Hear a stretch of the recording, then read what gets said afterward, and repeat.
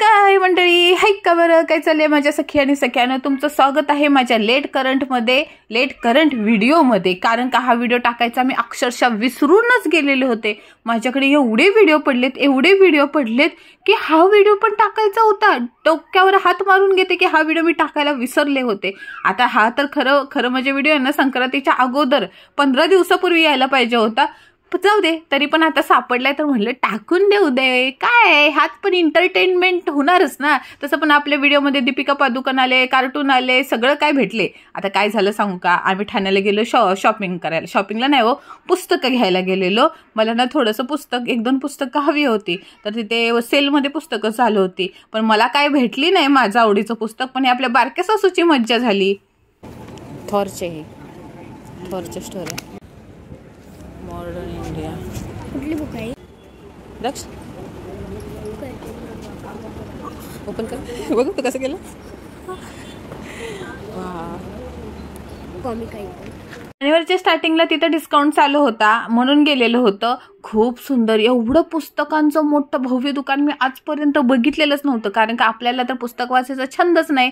तो शाळा सुटल्या तो पण छंद सुटलेला. मला पहिली लग्नाच्या अगोदर आहे ना, गोष्टींची पु ल देशपांडे म्हणजे ते विनोदी लेखक आहेत ना, ते माझ्या आवडीचे आहेत. त्यामुळे त्यांची पुस्तकं मी बहुतेक वाचलेली आहेत. नाटकं पण मी बघितलेली आहेत. म्हणून म्हणलं चल बघावं, जुगलबंदी वगैरे, स्वामींचं प्रश्न उत्तर सर्व काही होते तिथं.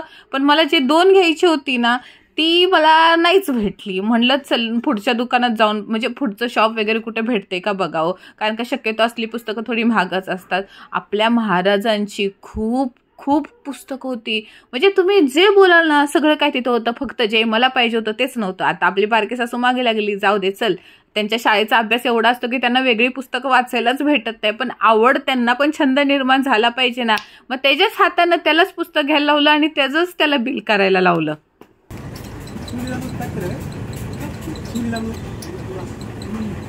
दाखव बाबा, इकडे दाखव, सरळ. हां, गुड. दक्षचं पहिलं पुस्तक आहे प्राण्यांची गोष्ट. म्हटलं त्याला सोप्या भाषेतलं सोप्पं मजकूर म्हणजे त्याला कळेल. आणि आता तो मोडकं तोडकं जोड शब्द त्याला एवढे वाचायला जमत नाही. त्यामुळे एवढं सोप्पं असं पुस्तक त्याला शोधून काढलं.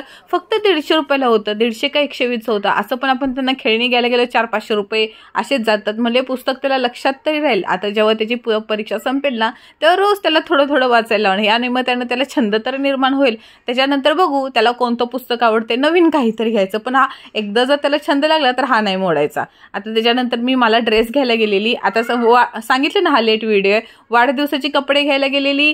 नंतर मी माझ्या भावाच्या मुलाचा वाढदिवस होता, त्याच्यासाठी पण कपडे घेतली. नंतर ते तुम्हाला पुढे दाखवलंच. बड्डेचा तर तुम्ही बड्डेच्या व्लॉगमध्ये ड्रेस बघितलाय. आणि भावाच्या मुलाचा म्हणजे प्रियांचा तर पुढे दाखवते. मला पर्स हवी होती. आणि ती व्हाईट कलरची पर्स मला एवढी आवडली, खूपच आवडली. आणि मी ती घेतली 200 रुपयाला, ठाणा मार्केटमधून घेतली. आणि दमलेलो, उन्हातनं फिरलेलो ना, ऊन पण नव्हतं एवढं. पण चला, आपल्याला एवढं खायला तरी लागतं. व्हिडिओमध्ये टाकून घेते.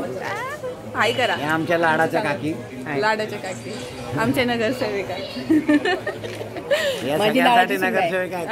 माझी लाडाची सुनबाई. चला, वाढदिवसाला चाललेलं. घरातून निघताना आमच्या नगरसेविका म्हणजे आमच्या काकी हो, नाव तर तुम्हाला दिलेलंच आहे. तर त्या भेटलेल्या. त्या कायम बोलत असतात, माझी मुलगी तुझे व्हिडिओ बघते, खूप सुंदर असतात. त्यांना थँक्यू वगैरे बोललो. आणि भावाच्या म्हणजे प्रियांच्या वाढदिवसाला आलो. कारभारानं जायचं होतं पुढं. तर येताच आम्ही चॉकलेट वगैरे आणलं. आता हे मी बोलली ना, व्हिडिओ टाकायला मी विसरले होते. आता हा व्हिडिओ जेव्हा घर बांधायला काढलं ना भावाचं, तेव्हाच आहे. तर असं काम चालू होतं. ते अँगल वगैरे लोड येऊ नये, कारण का गॅलरी मोठी झालेली, त्याच्यासाठी वगैरे सगळं काय केलेलं होतं. छोटीशी समोर गल्ली आहे, सामान आणायला अडचण होत होती. फक्त स्टाईल लावून झालेल्या होत्या. संडास बाथरूम तयार झालेलं, म्हणजे संडास बाथरूमच्या स्टाईला वगैरे झालेल्या होत्या. सीडी लावलेले होते. असा सगळा घरभर पसारा झालेला होता. सॉरी बरं का व्हिडिओ टाकायला उशीर झाला म्हणून. हे मोहरीचे का पिवळे बसवले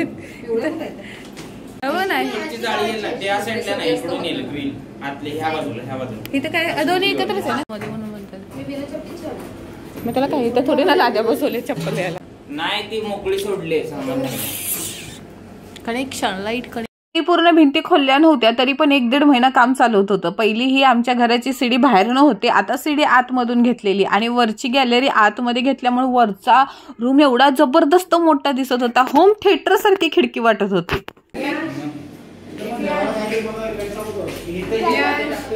कुठे आहे तो? घरात नसेल.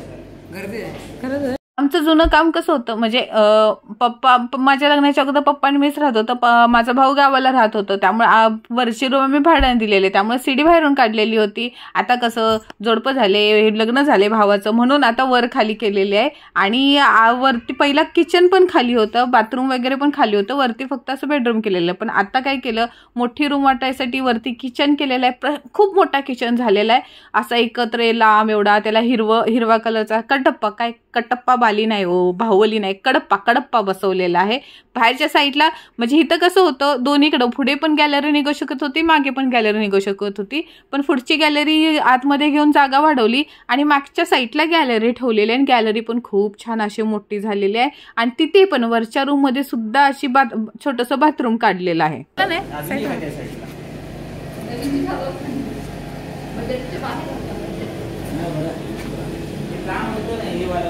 संडास फक्त खालच्या रूम मध्ये काढलेला आहे, पण बाथरूम वर खाली काढलेला आहे आणि माळा सुद्धा काढलेला आहे अडगळीचं सामान वगैरे ठेवायला. खालच्या वर गॅलरी आतमध्ये घेतल्यामुळे वरचा रूम एवढा भारी वाटत ना, लय बाबा भारी वाटत होता.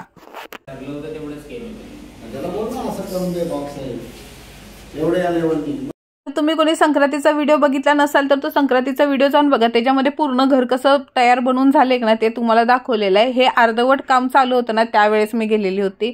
मला माहित आहे होम टूर घराचं दाखवायचं राहिलंय, कारण का त्या व्हिडिओमध्ये पण सामान असं पडलेलंच होतं, सगळं काय व्यवस्थित लावलेलं होतं. परत कधीतरी माहेरला गेले ना नक्कीच तुम्हाला त्या घरचं होम टूर करून दाखवेल, कारण का जबरदस्त कलर वगैरे मारलेला आहे. आता इथं चाललेलं होतं कुठे फ्रीज ठेवायचा, कुठं कपाट लावायचं, भांड्याचं कुठं लावायचं, हांडा कशी कुठे लावायचे, हे सगळं कारभारी सांगत होते. काय जरा जावयाला जरा जास्त हे असतं ना इम्पॉर्टंट, लेकीपेक्षा जावयाला जास्त महत्त्व दिलं जातं. त्यामुळे माझं कोण ऐकतच नव्हतं, सगळं जावयाचंच ऐकायला लागलेलं. बघा ना कसे कमरेवर हात ठेवून कसं दाजीचं ऐकायला चाललंय. बहिणीला कोण विचारते का?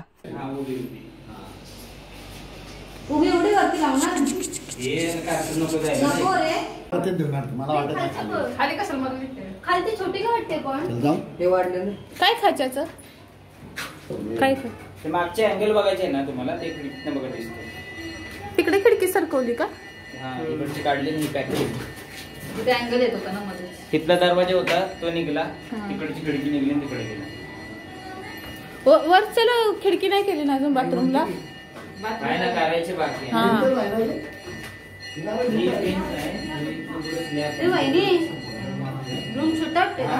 अजून पसारा पडलाय ना म्हणून. आणि वरचा बघून आलो ना आपण, वरचा बघून आलो ना. आणि खरंच वरचा रूम मोठा झाले ना, त्यामुळे मोठा नाही ते गॅलरी अजून मध्ये घेतल्यामुळे मोठा वाटतंय आणि खालचा रूम छोटा वाटायला लागलाय. आता सगळं सामान सेट झालं ना, कसं वाटतंय तेच मला कळना झालंय. आता मेन गोष्ट, तुम्हाला जो घंटीचा आवाज येतोय की नाही आरतीचा, तो आमच्या म्हणजे एरियामध्येच विठ्ठल रुक्माईचं मंदिर आहे. ते पण तुम्हाला संक्रांतीच्या व्हिडिओमध्ये दाखवलंय.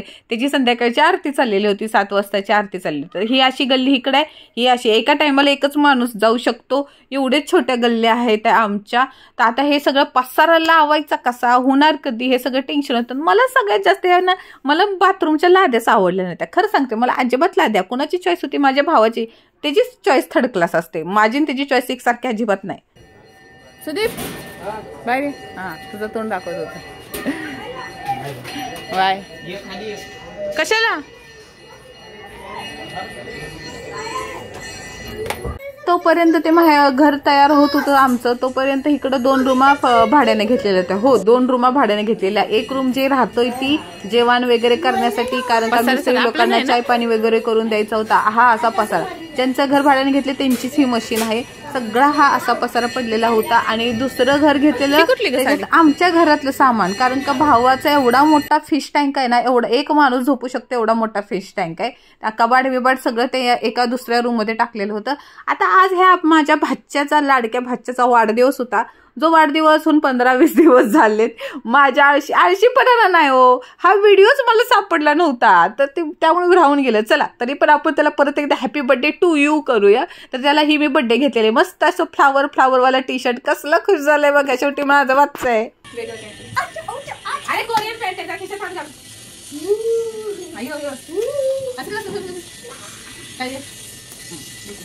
माझा भाचा माझ्यावर गेलाय. त्याला पण नवीन कपडे आवडतात आणि मला पण नवीन कपडे आवडतात. आणि वाढदिवसा दिवशी त्याला 2-3 नवीन ड्रेस आलेले होते. ही आपल्या गौरवची बायको, तिनं होममेड घरगुती केक तयार करून आणलेला होता. कशाचा, ओरिओ बिस्किटचा का कशाचा होता मला आता आठवण झालंय. तर हे असं छोटंसं, कारण का स्वतःचं तर घर नव्हतं, दुसऱ्याच्याच घरात वाढदिवस करायचा चाललेला. त्याचे मित्रमंडळी काहीच बोलवलेली नव्हती, फक्त आपल्या घरातली 4-5 माणसं होती. एक गौरवच्या बायकोनं आणलेला होममेड केक आणि दुसरा कशातनं, त्या केकच्या दुकानातनं आणलेला केक. तर हे आमचं असं छोटंसं सेलिब्रेशन झालं.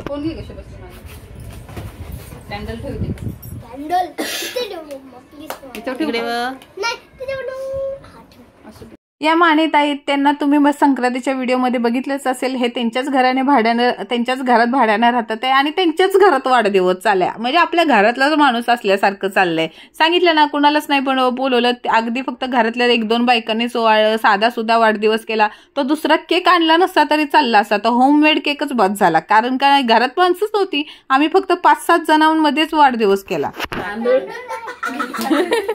विचारायला तांदूळ, साखर म्हणून तांदूळ चारलं मानेताईने. आता हे आहेत मनीषताई, माझ्या मम्मीचे मैत्रीण. आता झालं असं काय, आम्हाला काय वाटलेलं त्याच्या वाढदिवसापर्यंत घर तयार होईल, पण ते काय तयार झालंच नाही. मोठी कामं लवकर होतात हो, छोट्या कामालाच लय उशीर लागतो. शेवटी त्याचा वाढदिवस दुसऱ्यांच्याच घरात करायला लागला. हात खाली कर प्रियांश. त्याच्या मुलांचे वाढदिवसच तरी होतात. आता तर नवीन ट्रेंड चालू झालाय. जलामला की 1 महिन्याचा वाढदिवस, 2 महिन्याचा वाढदिवस, अर्धा महिन्याचा म्हणून अर्धा दिवसाचा पण केक कापला जातो. चायला माझा पहिला वाढदिवस कधी झाला माहितीये का? थांबा मला आठवू दे. मी काहीतरी 12 का 13 वर्षाची झाली की नाही, तेव्हा माझ्या मम्मी पप्पाने माझा पहिला वाढदिवस घातलाय 12 का 13 वर्षाची झाल्यानंतर. आणि आजकालच्या मुलांना जलामल्या पाक त्या हागीच पासून टाकीजपर्यंत, टाकीज म्हणजे काय ते नाही म्हणावं, सगळं काय भेटते बघा. लय लाटबीड चाललेत. आणि आम्हाला काय मागितलं तर डायरेक्ट लाटण्यानं मार असायचा, लाटण्यानं. मी तर माझ्या मम्मीचा सोडा, मी माझ्या आजीचा पण मार खाल्लेला. Happy birthday to you, happy birthday to you. तो का त्याच्यावर एक फिरव. Happy birthday to you. दक्षाला एक चॉकलेट चालवायचं. हा ते चालेल. इकडे बघा प्रियाशी तर. हा इकडे बघ. अरे इकडे बघ.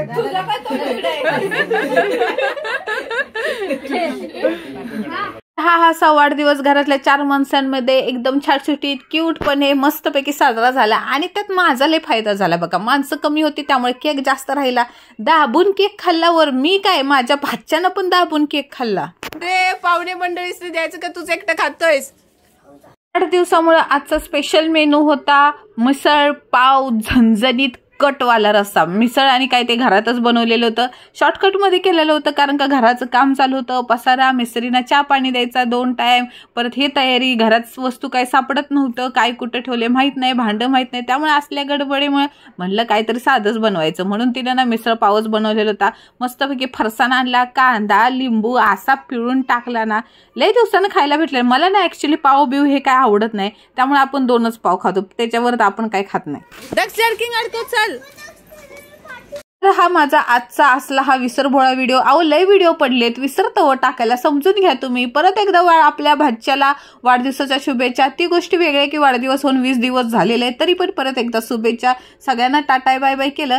जाऊया आपल्या घरी, दिलेल्या घरी सुखी राहा असं स्वतःलाच म्हणत मी परत एकदा टाटा बाय बाय केलं.